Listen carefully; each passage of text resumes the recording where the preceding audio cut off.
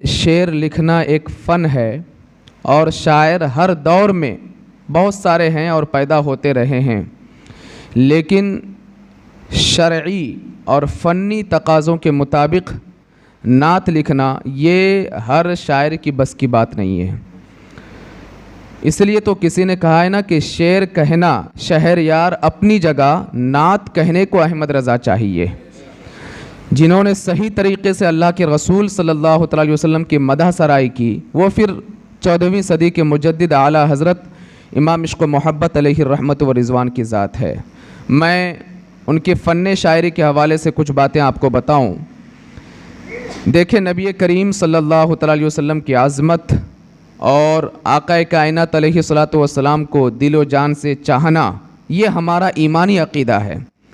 اگر کوئی بندہ پوری رات سجدہ کرے، عبادت کرے، بھرپور اللہ کی عبادت کرے، تسبیح اور دیگر اوراد و وظائف کرے، لیکن اگر اس کے دل میں عظمت مصطفیٰ صلی اللہ علیہ وسلم نہیں ہے، نبی کریم صلی اللہ علیہ وسلم کی عظمت نہیں ہے، اس کی عبادت تو قبول ہونے کی دور کی بات ہے، اس کا ایمان ہی مکمل نہیں ہے۔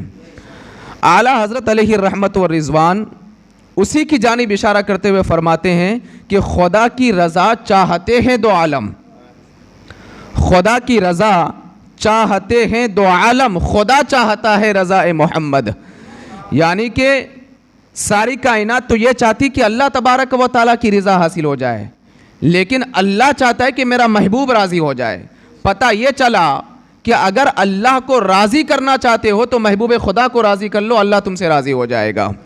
اسی طریقے سے آپ دیکھیں، حدیث قدسی ہے اور اس کا مضمون یہ ہے کہ اللہ تعالیٰ فرماتا ہے لولاک لما خلقت الافلاک، کیا ہے محبوب، اگر آپ کو پیدا کرنا مقصد نہ ہوتا تو میں یہ کائنات کو نہیں بناتا، یہ زمین و آسمان کی تخلیق میں نہیں کرتا۔ اب اسی حدیث قدسی کی جانب اعلیٰ حضرت علیہ الرحمت و رضوان اشارہ کرتے ہوئے فرماتے ہیں ہوتے کہاں خلیل و بنا کعبہ و منا، ہوتے کہاں خلیل و بنا کعبہ و منا، لولاک والے صاحبی سب تیرے در کی ہے۔ اعلیٰ حضرت فرماتے ہیں کہ حضرت ابراہیم خانہ کعبہ کی تعمیر، منا میدان عرفات، میدان مزدلفہ، یہ کائنات یہ ہوتی، اگر یہ کائنات وجود میں ہے تو یہ میرے مصطفیٰ کے صدقے میں ہے۔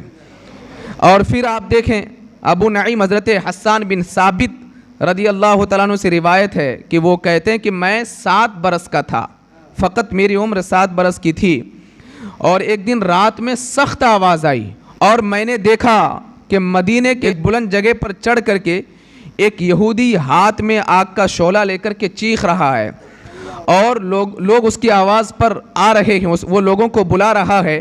اب حدیث کے الفاظ کیا وہ میں آپ کو بتاؤں۔ وہ یہودی جو کہہ رہا تھا اپنی زبان سے وہ یہ ہے ھذا کوکب احمد قد طلع، ھذا کوکب لا یطلع الا بالنبوہ ولم یبق من الانبیاء الا احمد۔ وہ یہودی نبی کریم صلی اللہ علیہ وسلم جب اس کائنات میں جلوہ گر ہو رہے تھے، وہ یہودی بلند ٹیلے پر چڑھ گیا اور کہا کہ اے لوگو ادھر آؤ ادھر آؤ، یہ جو تم تارا دیکھ رہے ہو نا یہ احمد کا تارا ہے، اور یہ تارا اسی وقت طلوع ہوتا ہے جب کوئی نبی جلوہ گر ہونے والا ہوتا ہے، اور مجھے ایسا لگتا ہے کہ ایک نبی جو جلوہ گر ہوگا اس کا نام احمد ہوگا، اب اس کے بعد کوئی نبی نہیں ہوگا۔ یہ حدیث کے الفاظ ہیں۔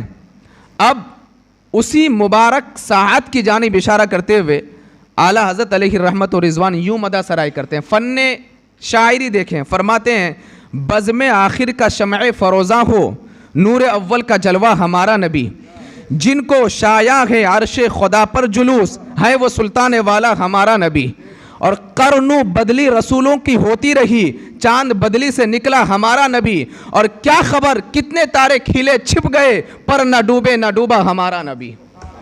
اس لیے کہتے ہیں کہ اعلیٰ حضرت علیہ الرحمت و رضوان کو شاعر میں اس قدر مہارت تامہ حاصل تھی کہ اگر کوئی فاضل بریلوی علیہ الرحمت و رضوان کے اشعار کو عقیدت کی نگاہ سے پڑھے گا، محبت کی نگاہ سے پڑھے گا، وہ اشعار یا تو کسی حدیث کی تشریح یا پھر کسی قرآن کریم کی آیت کا ترجمہ یا اس کی تفسیر ہے۔ اور پھر جب میرے آقا کی اس مبارک ساعت کو اشعار کے ذریعے سے پرویا اور پھر جو ہے بڑے شاندار طریقے سے یوں مدح سرائی کرتے ہیں، بلکہ لوگوں کو پیغام بھی دیتے ہیں، فخریہ انداز میں کہتے ہیں کہ کون دیتا ہے دینے کو منہ چاہیے، کون دیتا ہے دینے کو منہ چاہیے، دینے والا ہے سچا ہمارا نبی۔ نبی کریم صلی اللہ علیہ وسلم کی آمد کی خوشی کا اعلان بھی فرمایا اور ساتھ ہی ساتھ فخر بھی فرمایا کہ ہم کو فخر ہے، ہم کو ناز ہے کہ اللہ نے جس نبی کو اور آخری نبی کو اس کائنات میں جلوہ گر فرمایا ہے، ہمیں کسی کی بارگاہ میں اور کسی کے پاس جانے کی ضرورت نہیں ہے۔ ہمارے نبی کی بارگاہ وہ عظیم بارگاہ ہے، وہاں جو بھی گیا خالی ہاتھ نہیں لوٹ آیا بلکہ وقت کا سلطان بن کر کے لوٹ کر کے آتا ہے۔ کون دیتا ہے دینے کو منہ چاہیے، دینے والا ہے سچا ہمارا نبی۔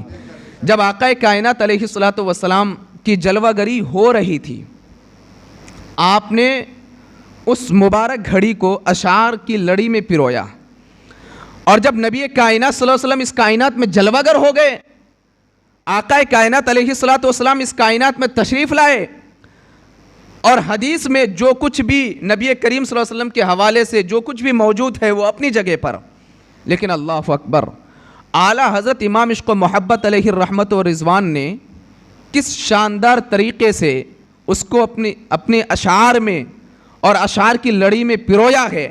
جب آپ پڑھیں گے تو دنگ رہ جائیں گے اور یہ کہنے پر مجبور ہو جائیں گے کہ 14ویں صدی میں اگر کوئی سب سے بڑا عاشق رسول کوئی ہے تو وہ فاضل بریلوی علیہ الرحمت و رضوان ہے۔ فرماتے ہیں صبح طیبہ میں ہوئی بٹتا ہے باڑا نور کا، صدقہ لینے نور کا آیا ہے تارا نور کا، اور پھر فرماتے ہیں باغ طیبہ میں سہانا پھول پھولا نور کا، مست بو ہے بلبلے پڑتی ہے کلمہ نور کا۔ اور یہاں پر تو اعلیٰ حضرت نے اس طریقے سے فن شاعری کا مظاہرہ فرمایا کہ اللہ اکبر، فرماتے ہیں کہ 12ویں کی چاند کا مجرا ہے سجدہ نور کا، 12 برجوں سے جھکا ایک ایک ستارہ نور کا۔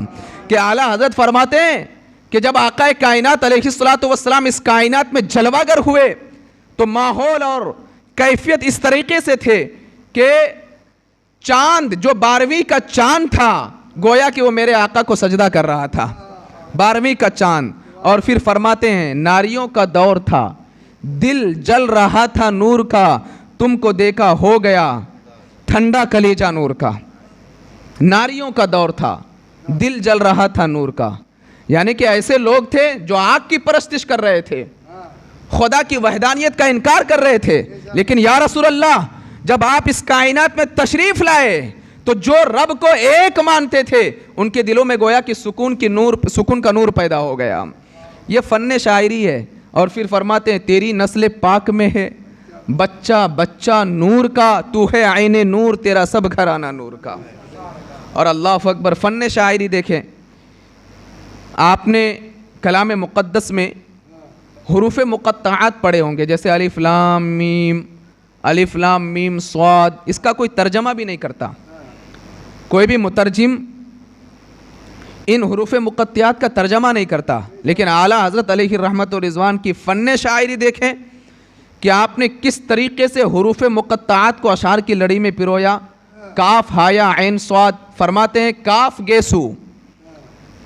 گیسو ہا دہن یا ابرو آنکھیں عین صاد، کاف ہا یا عین صاد ان کا ہے چہرہ نور کا۔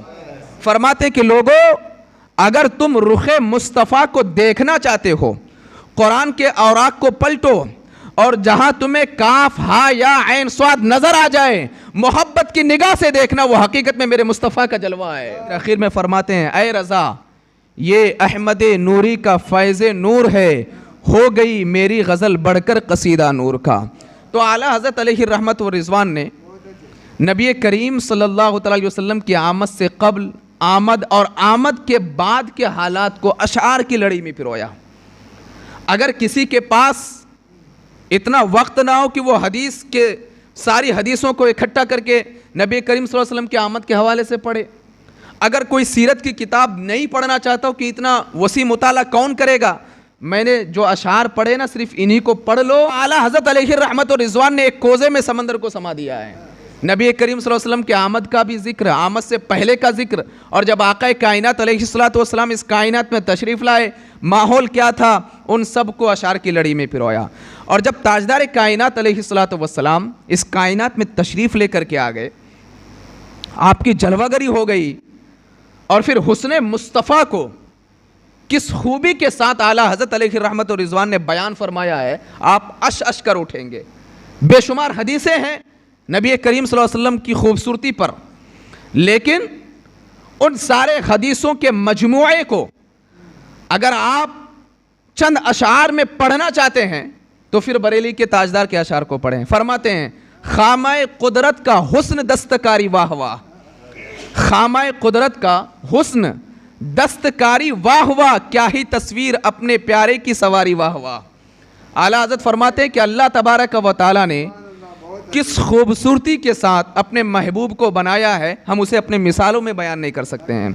اور پھر جب اسی خوبصورتی کو، حسن مصطفیٰ کو حضرت حسان بن ثابت رضی اللہ تعالیٰ عنہ نے دیکھا تھا تو کہتے ہیں وَأَحْسَنُ مِنْكَ لَمْ تَرَ قَطُّ عَيْنِي، کہ یا رسول اللہ میری آنکھوں نے آپ سے زیادہ خوبصورت کسی کو نہیں دیکھا۔ وَأَجْمَلُ مِنْكَ لَمْ تَلِدِ النِّسَاء، اور یا رسول اللہ آپ سے زیادہ خوبصورت کسی عورت نے بچہ ہی نہیں پیدا کیا ہے۔ خُلِقْتَ مُبَرَّأً مِّن كُلِّ عَيْبٍ كَأَنَّكَ قَدْ خُلِقْتَ كَمَا تَشَاءُ، یا رسول اللہ اللہ تبارک و تعالیٰ نے آپ کو ہر عیب سے پاک پیدا فرمایا ہے، گویا کہ آپ کو اللہ نے ایسے پیدا فرمایا جیسا کہ آپ چاہ رہے تھے، گویا کہ اللہ نے آپ کو پوچھ کر کے آپ کی تصویر بنائی، آپ کی سیرت اور آپ کی صورت کو سنوارا، گویا کہ اللہ تبارک و تعالیٰ نے آپ کا مجسمہ تیار کیا، اور تیار کرنے کے بعد اللہ نے اپنے محبوب سے پوچھا کہ محبوب اتنی خوبصورتی بس ہے کہ اور کروں؟ اللہ نے محبوب کو پوچھ پوچھ کر کے محبوب کی تصویر بنائی ہے اور پھر اس کائنات میں جلوہ گر فرمایا ہے۔ یہ حسن مصطفیٰ ہے۔ وَأَحْسَنُ مِنْكَ لَمْ تَرَ قَطُّ عَيْنِي، اسی اشعار کی لڑی کو جو حضرت حسان بن ثابت صحابی رسول نے کہا تھا، اعلیٰ حضرت علیہ الرحمت والرضوان نے فقط 2 مصروں میں بیان فرما دیا۔ کہتے ہیں یہی بولے سدرہ والے چمنے جہاں کے تھالے، سبھی میں نے چھان ڈالے، تیرے پائے کا نہ پایا، تجھے یک نہ یک بنایا، تجھے حمد ہے خدایا، تجھے حمد ہے خدایا۔ یہ بھی ایک حدیث کی تشریح ہے۔ وہ حدیث کچھ اس طرح ہے کہ حضرت سیدنا جبریل علیہ السلام کہتے ہیں کہ یا رسول اللہ میں نے مشرق دیکھا، میں نے مغرب دیکھا، شمال دیکھا، جنوب دیکھا، اوپر دیکھا، نیچے دیکھا، یا رسول اللہ میں نے کائنات کا مشاہدہ کیا، اس کائنات کو دیکھا، لیکن یا رسول اللہ میں نے خوبصورتی میں کسی کو آپ کی طرح نہیں پایا۔ اعلیٰ حضرت علیہ الرحمت والرضوان نے اتنی بڑی حدیث کو صرف 2 مصروں میں پرو دیا، 2 مصروں میں بیان فرمایا، اور پھر حسن مصطفیٰ کو یوں بیان کرتے ہیں وہ کمال حسن حضور ہے کہ گمانے نقص جہاں نہیں، گمانے نقص جہاں نہیں۔ جو اردو جانتے ہیں وہ بخوبی ان اشعار کے معنی کو سمجھتے ہوں گے۔ وہ کمال حسن حضور ہے کہ نبی کریم صلی اللہ علیہ وسلم کی خوبصورتی، ان کا حسن و جمال اس قدر عظیم ہے، اس قدر مکمل ہے کہ نقص ڈھونڈنا تو دور کی بات ہے، کوئی گمان بھی نہیں کر سکتا ہے کہ مصطفیٰ کے پورے جسم میں کہیں کوئی نقص موجود ہو۔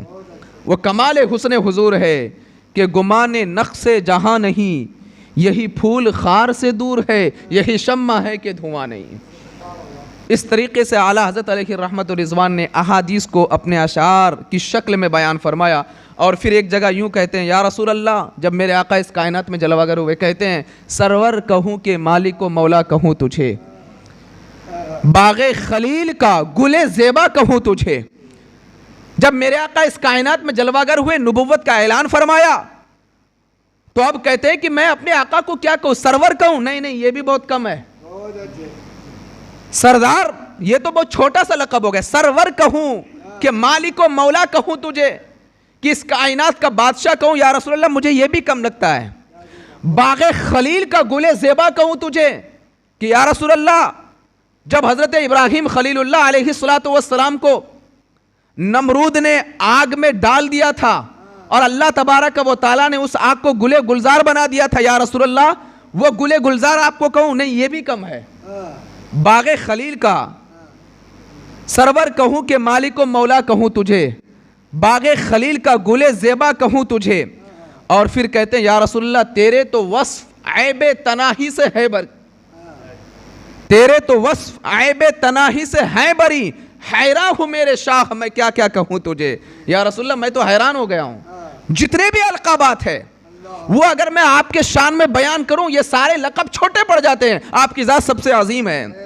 اور پھر اخیر میں اپنے عاجزی کا اظہار, بولے میں تو عاجز آ گیا, کیا کیا کہوں. کہتے ہیں لیکن رضا نے ختم سخن اس پہ کر دیا. فن شاعری دیکھیں اور عشق و محبت بھی دیکھیں. اسی لیے تو کہتے ہیں کہ عشق محبت اعلیٰ حضرت اسی لیے کہتے ہیں کیونکہ جب کوئی ان اشعار کو پڑھتا ہے اور پڑھنے کے بعد وہ یہی کہہ اٹھتا ہے کہ اگر عاشقوں کے امام کو دیکھنا ہے تو بریلی کے تاجدار کو دیکھو, وہ عاشقوں کا امام ہے. 14ویں صدی کے عاشقوں کا امام اگر کوئی ہے تو پھر وہ بریلی کے تاجدار اعلیٰ حضرت علیہ الرحمت و رضوان ہے. کہتے ہیں لیکن رضا نے ختم سخن اس پہ کر دیا, لیکن رضا نے ختم سخن اس پہ کر دیا کہ خالق کا بندہ خلق کا آقا کہوں تجھے.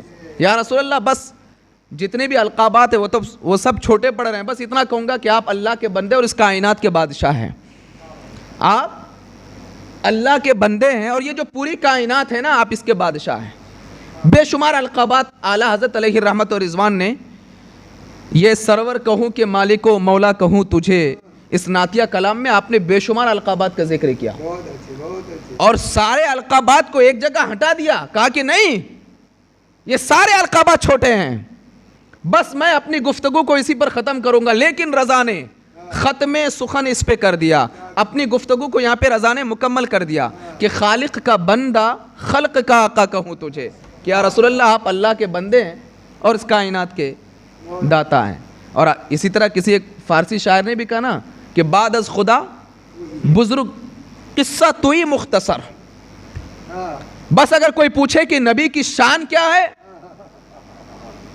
اور اگر کوئی ایسا پوچھے جو نبی کی عظمت کو نہیں مانتا اس سے یہی کہنا خدا کے بعد اس کائنات میں سب سے عظیم مقام اگر کسی کا ہے وہ ذات مصطفیٰ علیہ السلام ہے, اس کے بعد کسی کا اور مقام نہیں. بعد از خدا بزرگ بڑا, خدا کے بعد سب سے بڑا مقام اگر کسی کا ہے وہ میرے قصہ مختصر انداز میں آقا کی تعریف بیان کر دو کہ خدا کے بعد سب سے عظیم مقام اگر کسی کا ہے وہ تاجدار کائنات علیہ السلام کا ہے. تو اعلیٰ حضرت علیہ الرحمت و رضوان نے نبی کریم صلی اللہ علیہ وسلم کی آمد کو بھی اشعار کی شکل میں بیان فرمایا, اور جب تاجدار کائنات علیہ السلام اس کائنات میں تشریف لائے تو حسن مصطفیٰ کو بھی بیان فرمایا. اور بیان فرمانے کے بعد اللہ اکبر, اب جو لوگ یہ کہنے لگے کہ نبی کی عظمت کے ڈنکا مت بجایا کرو, ان کا بھی جواب اشعار کے ذریعے سے دیا. فرماتے ہیں حشر تک ڈالیں گے ہم پیدائش مولا کی دھوم, مثل فارس نجد کے قلعے گراتے جائیں گے. تم ایک دو دن کی بات کرتے ہو, میدان محشر تک ہم اپنے آقا کی عظمت بیان کرتے ہوئے جائیں گے. اور فرماتے ہیں خاک ہو جائے عدو جل کر مگر ہم تو رضا, دم میں جب تک دم ہے ذکر ان کا سناتے جائیں گے. جس کو جلنا ہے جلتے رہو, لیکن جب تک اللہ نے احمد رضا کی جان رکھی ہے اور احمد رضا سلامت ہے وہ مرتے دم تک مصطفیٰ کی تعریفیں بیان کرتا رہے گا. خاک ہو جائے عدو جل کر مگر ہم تو رضا, دم میں جب تک دم ہے ذکر ان کا سناتے جائیں گے.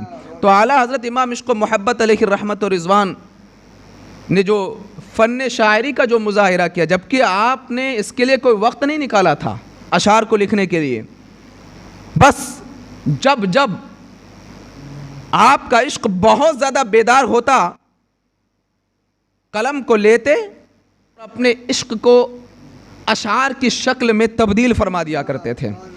اور جب اعلیٰ حضرت علیہ الرحمت و رضوان کی نعتیہ شاعری کا ذکر ہو اور پھر اس میں سلام رضا کو اگر بیان نہ کیا جائے تو پھر ان کے نعتیہ شاعری کو جو ہم بیان کر رہے ہیں اس کو ہم ادھوری سمجھیں گے. اور یہ سلام رضا جو اعلیٰ حضرت علیہ الرحمت و رضوان نے میرے آقا کے ہر عزو پر سلام بھیجا ہے, اللہ اکبر, یہ اس قدر مقبول ہے, صرف ہندوستان میں نہیں, پاکستان میں نہیں, بنگلہ دیش سری لنکا میں نہیں, بلکہ پوری دنیا میں, بلکہ عرب کی سرزمین پر بھی. جب آپ جائیں گے مینا میں, میدان عرفات میں, وہاں پر بھی آپ لوگوں کو گنگناتے ہوئے سنیں گے کہ جہاں وہ دیگر اشعار پڑھتے ہیں وہیں پر مصطفیٰ جان رحمت پہ لاکھوں سلام، شمع بزم ہدایت پہ لاکھوں سلام بھی پڑھتے ہوئے نظر آتے ہیں۔ اعلیٰ حضرت علیہ الرحمت و رضوان نے سلام رضا، جو آپ نے سلام لکھا ہے میرے آقا کی بارگاہ میں، جب آپ سلام رضا کو بھی محبت کی نظر سے پڑھیں گے نا تو آپ اش اش کر اٹھیں گے، اس قدر اس میں فن شاعری ہے۔ ہر عزو پر سلام بھیجا ہے۔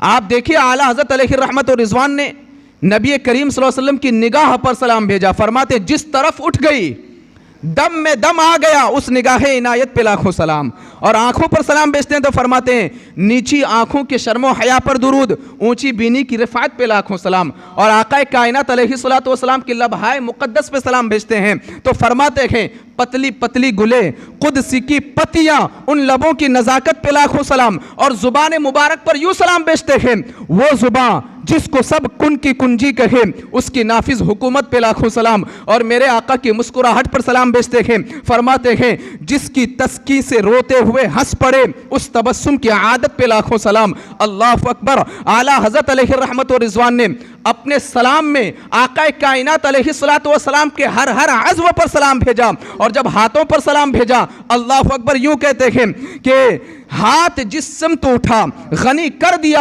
موجے بحر سخاوت پہ لاکھوں سلام۔ کہ آقا کائنات علیہ الصلوۃ والسلام کے دست مبارک کے حوالے سے فرماتے ہیں یہ دست مبارک تو ایسے دست مبارک تھے جس کے لیے اٹھ گئے میرے آقا کے دست مبارک۔ اللہ اکبر۔ وہ اگر غریب تھا تو وقت کا مالدار بن گیا ہے، وہ اگر کمزور تھا تو وقت کا بادشاہ بن گیا ہے۔ اور پھر اعلیٰ حضرت نے میرے آقا علیہ الصلوۃ والسلام کی بازو کی قوت پر بھی سلام بھیجا، فرماتے ہیں جس کو بارے دو عالم کی پرواہ نہیں ایسے بازو کی قوت پہ لاکھوں سلام۔ اور پھر شکم ناز پر نبی کریم صلی اللہ علیہ وسلم کی مبارک شکم پر پیٹ پر یوں سلام بھیجتے ہیں کل جہاں ملک اور جو کی روٹی غذا اس شکم کی قناعت پہ لاکھوں سلام۔ اللہ اکبر۔ اعلیٰ حضرت علیہ الرحمت و رضوان میرے آقا علیہ الصلوۃ والسلام کی قدم مبارک پر یوں سلام بھیجتے ہیں کہ کھائی قرآن خاک گزر کی قسم اس کفے پاک کی حرمت پہ لاکھوں سلام۔ ہر عضو پر سلام بھیجا ہے۔ اور پھر ایک شعر میں تو حد ہی کر دی عشق رسول کے حوالے سے، حد کر دی۔ ہر جہاں ہر عضو پر سلام بھیجا، وہی میرے آقا کے مقدس جسم میں جتنے بالے مبارک ہیں نا اعلیٰ حضرت ان مقدس بالوں پر بھی سلام بھیجتے ہیں، فرماتے ہیں الغرض ان کے ہر منہ پہ لاکھوں درود، ان کی ہر خوب و خصلت پہ لاکھوں سلام۔ کہتے ہیں مختصر یہ ہے کہ میرے آقا علیہ الصلوۃ والسلام کے جسم مبارک میں جتنے بال ہیں ان سارے بالوں پر اور میرے آقا کی ہر ناز و نعمت پر احمد رضا دل سے لاکھوں سلام بھیجتا ہے۔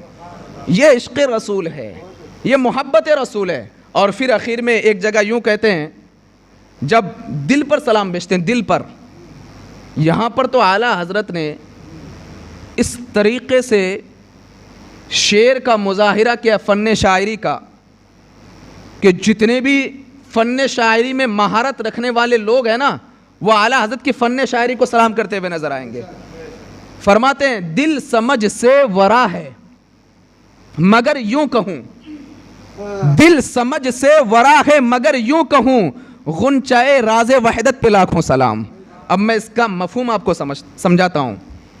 نبی کریم صلی اللہ علیہ وسلم کی ذات تو کسی کی سمجھ میں نہیں آتی، کسی کی سمجھ میں نہیں آتی، کیونکہ میرے آقا کی ذات تو اتنی عظیم ہے، جبریل امین جیسے فرشتوں کے سردار جو ذات مصطفیٰ کو نہ سمجھ سکے ہم اور آپ کیا سمجھیں گے؟ اور پھر نبی کا دل یہ سمجھنا ہر کسی کی بس کی بات نہیں، تو اعلیٰ حضرت فرماتے ہیں دل سمجھ سے ورا ہے۔ سمجھ سے ورا کا مطلب کیا کہ ہمارے سمجھ میں نہیں آ سکتا، دل سمجھ سے ورا ہے مگر یوں کہوں کہ آقا کا دل تو کسی کے سمجھ میں آ نہیں سکتا، لیکن احمد رضا یوں کہتا ہے غنچۂ راز وحدت کہ میرے آقا کا جو دل ہے اللہ کی رازوں میں سے ایک راز یہ میرے آقا کا دل ہے۔ فرماتے غنچۂ راز وحدت پہ لاکھوں سلام، جہاں اللہ تبارک و تعالیٰ نے اپنے سارے رازوں کو جمع کر کے رکھا ہے وہ مصطفیٰ کا دل ہے۔ دل سمجھ سے ورا ہے مگر یوں کہوں غنچۂ راز وحدت پہ لاکھوں سلام۔ یہ اعلیٰ حضرت علیہ الرحمت و رضوان ہے، یہ فن شاعری ہے، یہ عشق رسول ہے۔ اور میں کہوں گا کہ کوئی کتنا بھی شعر و شاعری میں مہارت رکھنے والا کیوں نہ ہو، جب تک وہ عاشق رسول نہیں ہوگا وہ اس قدر اشعار نہیں لکھ سکتا ہے۔ اس قدر اشعار کو اتنے بہترین شکل سے موتیوں کے لڑی میں پیرونا یہ ہر کسی کی بس کی بات نہیں ہے۔ یہ کام وہی کر سکتا ہے جو سب سے بڑا عاشق ہوگا، جو سب سے بڑا محب رسول ہوگا۔ اور پھر اللہ سلام رضا جو آپ پڑھتے ہیں، اخیر والا جو مصرع ہے نا، جو شعر ہے اخیر والا، اس میں تو حد کر دیا اعلیٰ حضرت علیہ رحمت و رضوان نے۔ اس قدر عشق کا مظاہرہ کیا کہ اللہ اکبر، آپ نے ایک اپنی خواہش کا بھی اظہار کیا۔ میں یہ کہوں گا کہ ایک انوکھی خواہش جس کا اظہار اعلیٰ حضرت علیہ رحمت و رضوان نے اپنے سلام میں کیا، ایک انوکھی خواہش کیا ہے؟ اخیر والا شعر جو ہم آپ سب پڑھتے ہیں، جب مصطفیٰ جان رحمت پڑھتے ہیں، اعلیٰ حضرت فرماتے ہیں اخیر میں، مجھ سے خدمت کے قدسی کہے ہاں رضا۔ یہ ان کی دلی خواہش، اپنی دلی خواہش کا اظہار کر رہے ہیں کہ میں نے اتنے سارے اشعار لکھے، میرے آقا کے ہر عزو پر سلام بھیجا، اب میری خواہش یہ ہے نا کہ جب میدان محشر قائم ہوگا، نفسی نفسی کا عالم ہوگا، اور پھر اعلیٰ حضرت علیہ الرحمت و رضوان نے میدان محشر کے قائم ہونے کا سبب بھی بیان فرمایا کہ فقط اتنا سبب ہے انعقاد بزم محشر کا کہ ان کی شان محبوبی دکھائی جانے والی ہے۔ اعلیٰ حضرت فرماتے ہیں کہ میدان محشر کے قائم کرنے کا مقصد یہی ہے کہ کل بروز محشر اللہ تبارک و تعالی میدان محشر میں اپنے محبوب کی شان لوگوں کے سامنے بیان فرمائے گا۔ فقط اتنا سبب ہے انعقاد بزم محشر کا کہ ان کی شان محبوبی دکھائی جانے والی ہے۔ ہر کوئی مصطفیٰ کی تعریف کرے گا، اس لیے تو اللہ میدان محشر قائم فرمائے گا۔ اسی میدان محشر کی جانب اشارہ کرتے ہوئے فرماتے کہ جب میدان محشر قائم ہوگا، مصطفیٰ کی شان پڑھی جائے گی، ہر کوئی میرے آقا کی شان میں قصیدے پڑھے گا، میرے آقا کی شان میں نعتیں پڑھے گا، میرے آقا کی مدح سرائی کرے گا، ہر کوئی میرے آقا کی تعریف کرے گا۔ اس وقت رضا کی خواہش کیا ہے؟